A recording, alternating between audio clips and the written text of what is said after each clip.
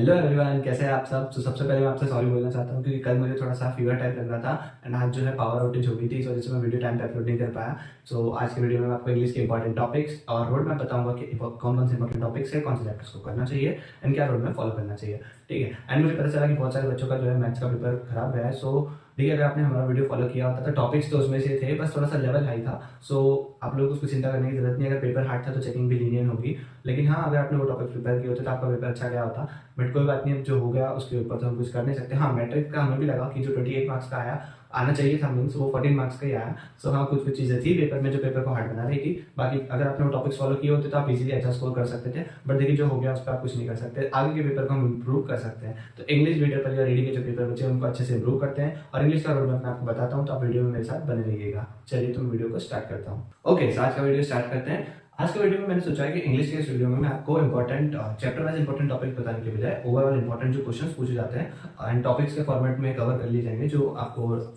पूछे जाते हैं पेपर में। वाले क्वेश्चंस को मैंने यहाँ पे नोट डाउन किया इंपॉर्टेंट को। पर्टिकुलर चैप्टर वाइज नहीं बता रहा हूँ आपको कि कौन कौन से टॉपिक्स पूछे जाते हैं, बट जो पर्टिकुलर उस टॉपिक पे क्वेश्चन पूछे जाते हैं वो क्वेश्चन से आपको बता रहा हूँ मैं। एंड लास्ट में आपको पर्टिकुलर चैप्टर का वेटेज तो बता ही दूंगा मैं एंड कुछ टिप्स भी दूंगा, जैसे कि इंग्लिश में जो हमारे डूअर्स डायरेक्टेड के जो 2 क्वेश्चन होते हैं स्टार्टिंग में, वो आपको करना चाहिए या नहीं करना चाहिए। इस टाइप के जो टिप्स वगैरह मैं आपको एंड में दूंगा एंड कौन सा दिन आपको क्या करना चाहिए वो भी बताऊंगा आपको एंड में।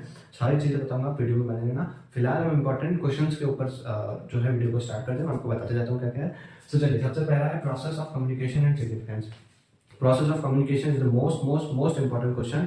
ये आपको हर सेकंड मतलब हर अल्टरनेट ईयर में क्वेश्चन देखने मिलेगा। प्रोसेस ऑफ कम्युनिकेशन बहुत इंपॉर्टेंट क्वेश्चन है, इसको अच्छे से प्रिपेयर कर लेना। कम्युनिकेशन की प्रोसेस क्या होती है वो पूरा क्वेश्चन आपको उसमें लिखना है। एंड देन सिग्निफिकेंस, कभी कभार इसके साथ में बी पार्ट में या तो करके आ जाएगा या इसी में एंड राइट एंड सिग्निफिकेंस में लिख के आ सकता है, तो आपको उसके सिग्निफिकेंस भी बताने हैं। तो आप कम्युनिकेशन की प्रोसेस और उसके सिग्निफिकेंस को अच्छे से प्रिपेयर कर लेना। उसके बाद में नेक्स्ट क्वेश्चन है difference between one way and two way communication. ये भी एक बार देखने मिला है क्वेश्चन, तो अच्छा क्वेश्चन है, इसको भी आप प्रिपेयर कर लेना। वन वे कम्युनिकेशन और टू वे कम्युनिकेशन के बीच में डिफरेंस है, वो लिखने को आपको आ सकता है, तो उसको अच्छे से प्रिपेयर करना।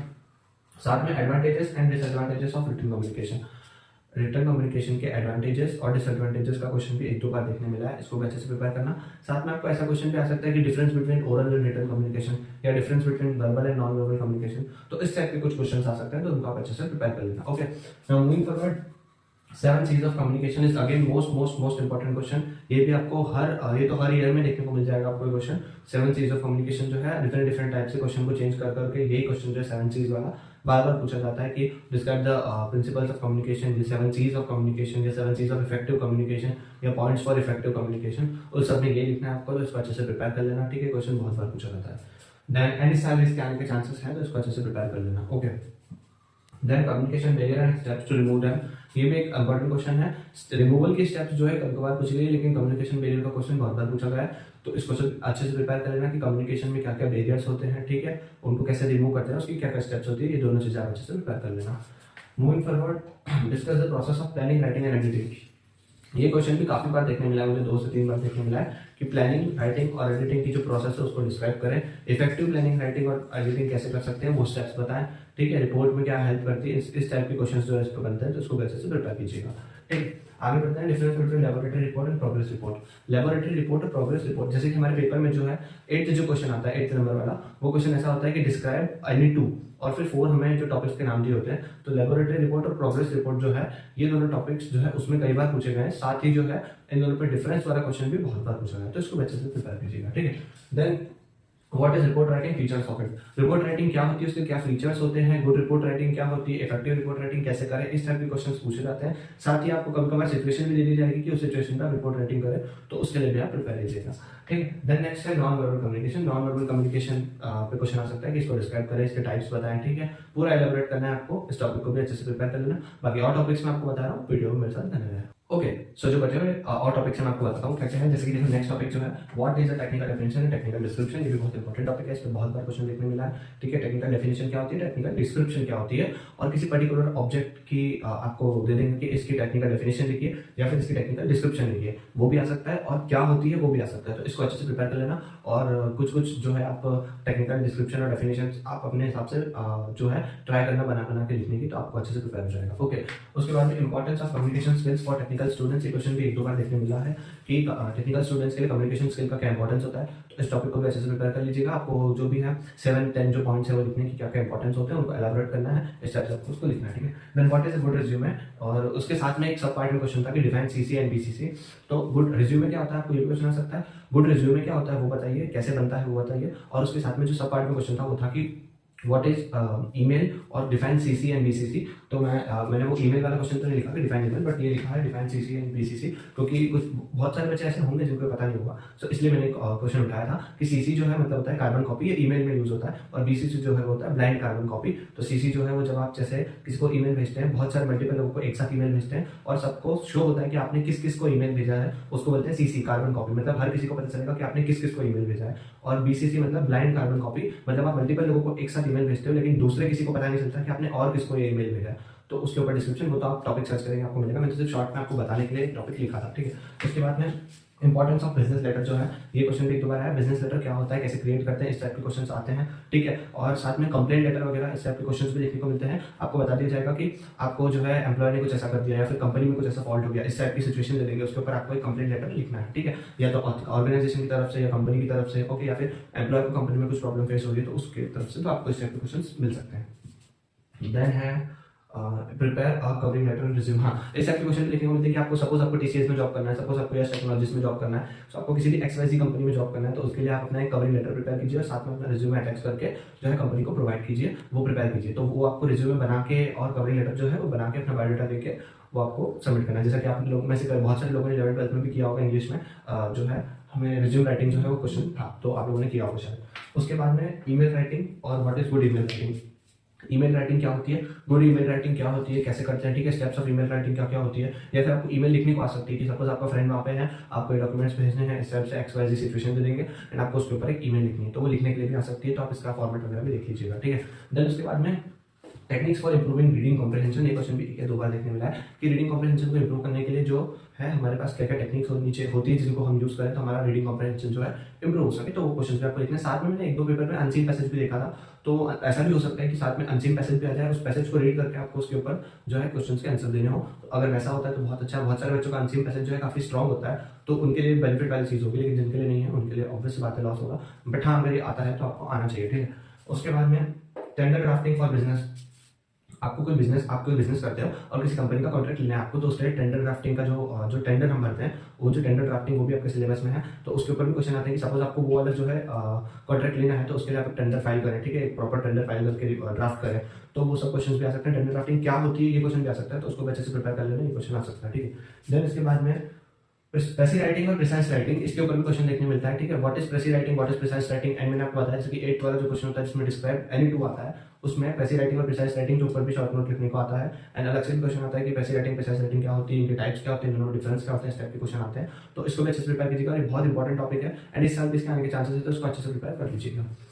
देन एक और टॉपिक है टेक्निकल रिपोर्ट क्या होती है। तो टेक्निकल रिपोर्ट जो होती है वो भी आपको, जैसे लैबोरेटरी रिपोर्ट और प्रोग्रेस रिपोर्ट होती है, और सबसे टेक्निकल रिपोर्ट भी होती है, ये भी आपको अच्छे से पढ़ लेनी है, ठीक है। इसके ऊपर भी क्वेश्चन आता है, अच्छे से प्रिपेयर कीजिए, ठीक है। और साथ में जो भी टॉपिक्स मैंने आपको बताए हैं, इसमें एक दो टॉपिक लिखने हैं, जैसे मैंने कंप्लेंट लेटर आपको बताया, जो मैंने आपको बोल के भी बताया, उन टॉपिक्स को भी अच्छे से प्रिपेयर कीजिएगा। जिन पे डबल ट्रिपल स्टार लगे उनको काफी अच्छे से प्रिपेयर कीजिएगा। सजेशन है कि जो बोर्ड में सारे टॉपिक्स लिखे हैं सबको अच्छे से प्रिपेयर कर लीजिए, ठीक है। अब मैं आपको आगे बता रहा हूँ कि कौन से चैप्टर से मोस्ट वेटेज आता है एंड कौन से चैप्टर करनी चाहिए, एंड देन उसके बाद मैं आपको बताऊंगा कि पेपर को किस तरह से अटेंड करना है, सो दैट आप अच्छे से कम से कम मेहनत में ज़्यादा से ज़्यादा मार्क्स लेके आता है, कोई ब्लेंडर ना करे, ठीक है। तो वीडियो में आके मैंने देखिए। ओके, सो मैं आपको बताता हूँ कि बेस्ट रोड मैप क्या होगी, बेस्ट स्ट्रेटेजी क्या होगी फॉलो करने के लिए, एंड वेटेज बता देता हूँ सबसे ज़्यादा किस चैप्टर से आता है एंड आपको कौन कौन से चैप्टर्स को करना चाहिए, किसको आप लीव कर सकते हैं, क्या स्ट्रेटेजी रखनी चाहिए, वो मैं आपको बताता हूँ। तो चलिए, सबसे पहले देखिए, ये जो यूनिट 3 है इसका सबसे ज़्यादा वेटेज आता है कम्युनिकेशन वाली यूनिट का।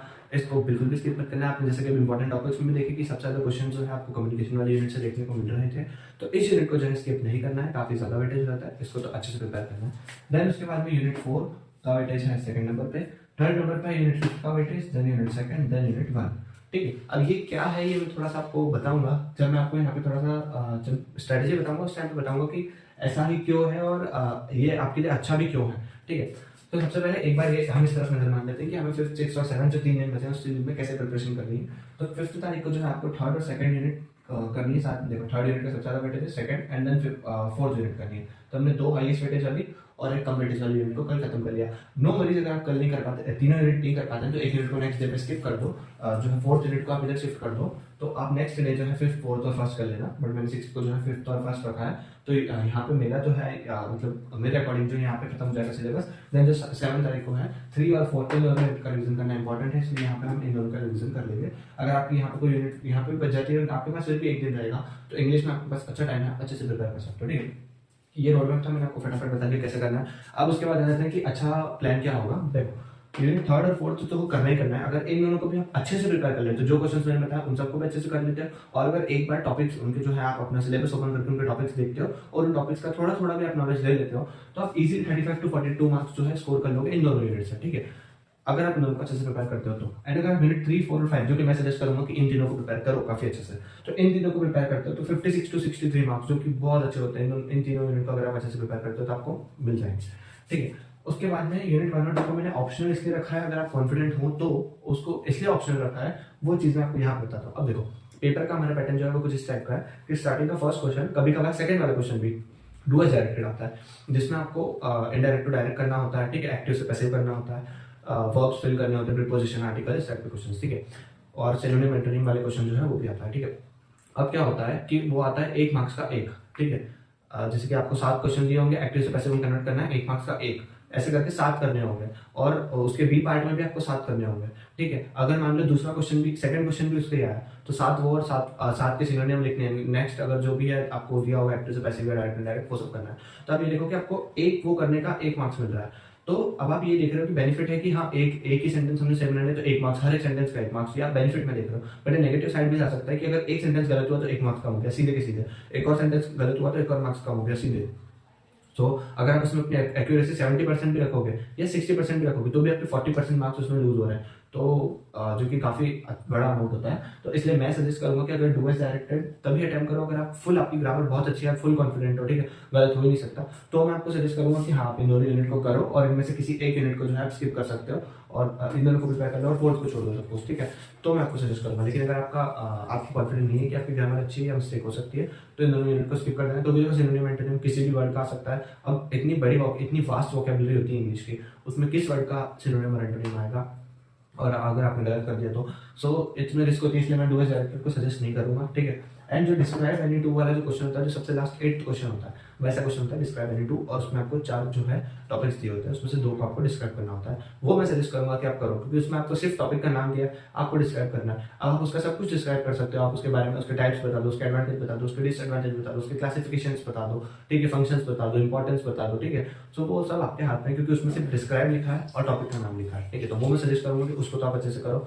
अब क्योंकि ये मैंने आपको बोला कि डू एज डायरेक्टेड जो है वो आपके ऊपर है, तो इसलिए मैंने फर्स्ट और सेकंड यूनिट का ऑप्शन रखा था, एंड थर्ड, फोर्थ और फिफ्थ को कंपलसरी। बाकी अगर आपका वो अच्छा है वोकैबुलरी और ग्रामर, तो फर्स्ट और सेकंड को करो, इनमें से एक चैप्टर को स्किप कर दो, और बाकी जो है इस हिसाब से आप जो है अपनी प्रिपरेशन को करो। ठीक है, एंड होप करता हूँ कि आपका जो है आगे आने वाले सारे पेपर अच्छे जाएंगे। अगर आपको रोड मैप अच्छा लगा हो तो प्लीज लाइक कीजिएगा, कमेंट करके बताइएगा कैसा लगा। कुछ इंप्रोवाइजेशन चाहिए होगा तो मैं उसको करूँगा डेफिनेटली, एंड आगे जो है मैं BTPALI और ET की वीडियो लेके आऊँ कि नहीं, आप कमेंट करके बताइए, एंड सब्सक्राइब कर लीजिएगा ताकि मैं वीडियो लाऊँ तो आपको पता चले। And all the best for your paper. Thank you, फिर मिलते हैं अगली वीडियो में।